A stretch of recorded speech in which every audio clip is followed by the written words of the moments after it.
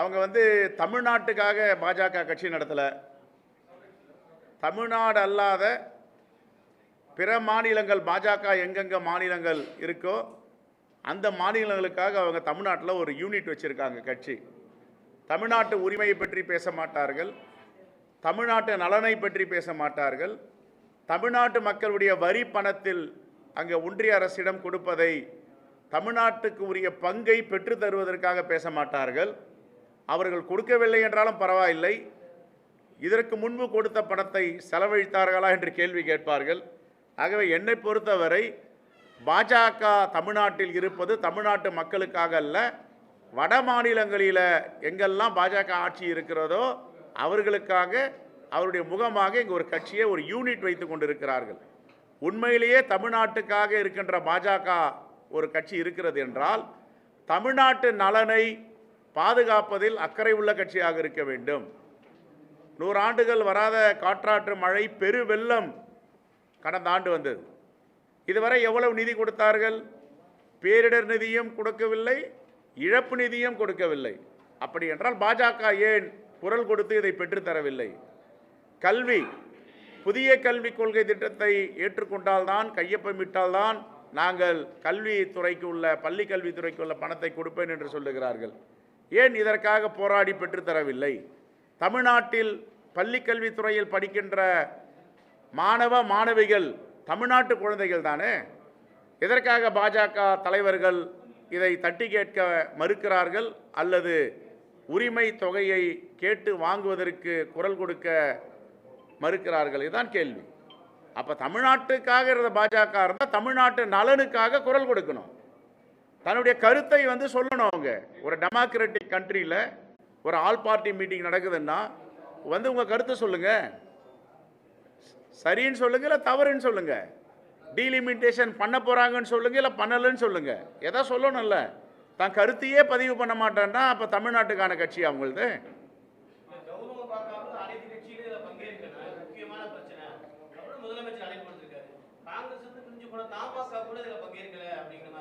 தமாக பாஜகவுடைய ஒரு அங்கமாக தான் இருக்குது. அதனால் அவங்க என்ன சொல்கிறாங்களோ அதை தான் கேட்பாங்க. அவங்க கூட்டணியில் இருக்கிறவங்கெல்லாம் பாட்டாளி மக்கள் கட்சி வரான்றாங்க, இவங்க ஏன் வரமாட்டேன்றாங்க? அப்படின்னா தமிழ்நாட்டு மக்களுடைய நலனுக்காக இவங்க கட்சி நடத்தலை. யாரோ ஒரு எஜமானர்கள் டெல்லியில் உட்காந்துருக்காங்க, அவங்க சொல்கிறத கேட்டு இவங்க செயல்பட்டு இருக்காங்க. தமிழ்நாட்டு மக்கள் இதையும் பார்த்துட்டு தான் இருக்காங்க. 2026 தேர்தலில் அதற்கு உரிய பதிலை மக்கள் சொல்லுவார்கள். எதுமா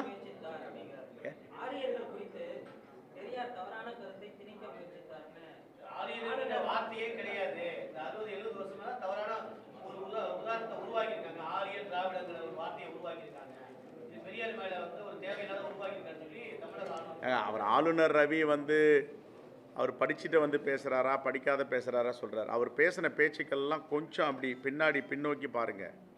இந்த உலகம் படைக்கப்பட்டது ரிஷிகளால் வேதங்களால்ன்றார். இது உண்மையாது? அவருடைய தலைவர் டெல்லியில் இருக்கிறவர் சொல்கிறார், நான் பயாலஜிக்கல் மேன் இல்லை, நான் நான் பயாலஜிக்கல் மேன்ன்றார்.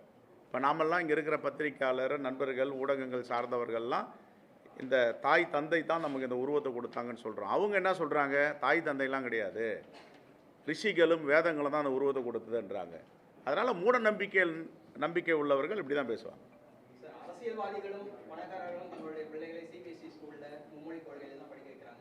மும்மொழி கொள்கை இல்லைங்க, 4 மொழி கொள்கையிலையும் படிக்க வைக்கலாம். அவங்க விருப்பம். நான் என்ன சொல்கிறேன், அவர்களுடைய விருப்பம் எந்த மொழிலாம் படிக்க வைக்கட்டும். சார், ஏழை மக்கள் யாருன்னா படிக்க வேண்டாம். இப்போ இந்தி பிரச்சார சபா டி நகரில் இருக்குது. இந்தி பிரச்சார சபா போயிட்டு யாராவது மூடுறாங்களா? மூடணும்னு சொல்கிறாங்களா? இந்தி பிரச்சார சபாவில் நிறைய பேர் படிக்கிறாங்க. நாங்கள் என்ன சொல்கிறோம், எங்கள் குழந்தைகளுக்கு என்ன படிக்க வேண்டும், எந்த பாடத்தை விருப்ப பாடமாக எடுக்க வேண்டும் அவங்களுக்கு தெரியும், அவங்க முடிவு பண்ணணும். நீங்கள் திணிக்காதீங்கன்றோம், என்ஃபோர்ஸ் பண்ணாதீங்க, ஃபோர்ஸ் பண்ணாதீங்க, அதை நாங்கள் முடிவு பண்ணிக்கிறோன்னு சொல்கிறோம். அதை நீங்கள் யார் எடுத்துகிட்டு வரது? எங்களுக்கு தெரியாதா? அதை நாங்கள் முடிவு பண்ணுவோம். பள்ளிக்கல்வித்துறை தமிழ்நாடு அரசுடைய துறை. எங்கள் குழந்தைகளுக்கு எது தேவைன்னு அரசு முடிவு பண்ணோம், எங்கள் குழந்தைகள் முடிவு பண்ணுவாங்க. நீங்கள் திணிக்காதீங்க எந்த உடை போடணும், என்ன உணவு சாப்பிட்ணும், என்ன கல்வியை படிக்கணும்ன்ட்டு. இந்த கல்வியை இருமொழி கொள்கையை படித்தவங்க தான் இன்றைக்கி நாசாவில் விஞ்ஞானியாக இருக்காங்க. மயில்சாமி அண்ணாதுரை ராக்கெட் விட்டுட்டு இருக்காரு. அப்துல் கலாம் இருமொழி கொள்கை பிடித்தவர் தான் ஜனாதிபதியாக இருந்தார், மிகப்பெரிய விஞ்ஞானியாக இருந்தார். சுந்தர் பிச்சை இன்றைக்கி கூகுள் நிறுவனத்துடைய சிஇஓ வந்து இருமொழி கொள்கை படித்தவர் தான். இன்றைக்கி முத்துவேல் வீரமுத்து ராக்கெட் விட்டார், அவரும் இருமொழி கொள்கை விழுப்புரம் ஸ்கூலில் படித்தவர் தான். இருமொழி கொள்கையை படித்தவர் தானே இன்றைக்கி மிகப்பெரிய ஜாம்பவன்களாக மிகப்பெரிய விஞ்ஞானிகளாக இருக்காங்க. என்ன குறை இருக்குதுல்ல? எங்களுக்கு 3வது மொழி வேண்டுமா 4வது மொழி வேண்டுமா என்பதை எங்கள் குழந்தைகள் தீர்மானிப்பார்கள். நீங்கள் தீர்மானிக்காதீங்க டெல்லியில் உட்காந்துட்டு.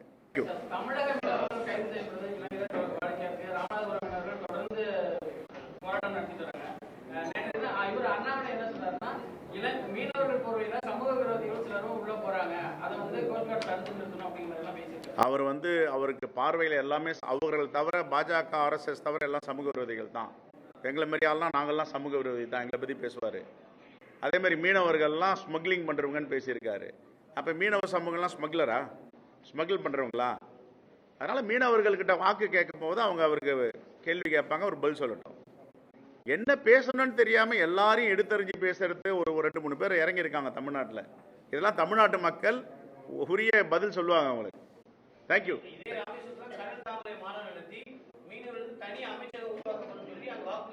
தனி அமைச்சகம் உருவாக்குறது மட்டும் இல்ல, மோடி அவர்கள் பிரதமர் ஆனால் ஒரு படகுகள் சேதப்படுத்தப்படாது, ஒரு வலைகள் கிழிக்கப்படாது, ஒரு தமிழ்நாட்டு மீனவரை கைது செய்யப்பட மாட்டார்கள். கோஸ்ட் கார்டு என்ற ஒன்றிய அரசின் கட்டுப்பாட்டில் இருக்கின்ற கப்பல் படையை நாங்கள் இன்டர்நேஷனல் பார்டர் அந்த வெளி உறவு அந்த பாதையில் நிறுத்துவோம் அப்படின்னு சொன்னாங்க. இன்டர்நேஷனல் பார்டரில் ஒருவரும் அத்துமீறி வர முடியாது, கைது படலம் இருக்காதுன்னாங்க. ஆனால் இன்றைக்கி எத்தனை மீனவர்களை சுட்டு கொண்டிருக்கிறார்கள், படுகொலை செய்திருக்கிறார்கள், கைது செய்திருக்கிறார்கள், சிறைபிடித்திருக்கிறார்கள், இலங்கை நீதிமன்றத்தில் தண்டனை வாங்கி கொடுத்திருக்கிறார்கள். மன்மோகன் சிங் ஆட்சியில் இருக்கும் பொழுது வெளியுறவுத்துறை அதிகாரிகள் உடனே சென்று அவர்களை விடுவித்து அழைத்து வருவார்கள். இன்றைக்கி அதான் நடக்குதா 10 ஆண்டுகளா? இதுதான் பாஜக. மீனவர்கள் புரிந்து வைத்திருக்கிறார்கள், தமிழ்நாட்டு மக்களும் புரிந்து வச்சுட்டு இருக்காங்க. அதனால தான் இங்கே வந்து பாஜகவுடைய சித்து விளையாட்டு தமிழ்நாட்டில் எடுபடாது என்றுதான் கலகங்களிலும் குழப்பங்களையும் ஏற்படுவதில் முயற்சி செய்து வருகிறார். தேங்க்யூ.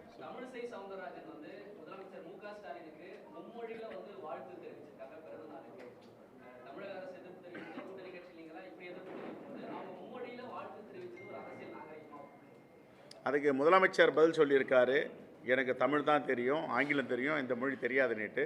இதெல்லாம் அநாகரிகத்துடைய உச்சம். நன்றி. தேங்க்யூ.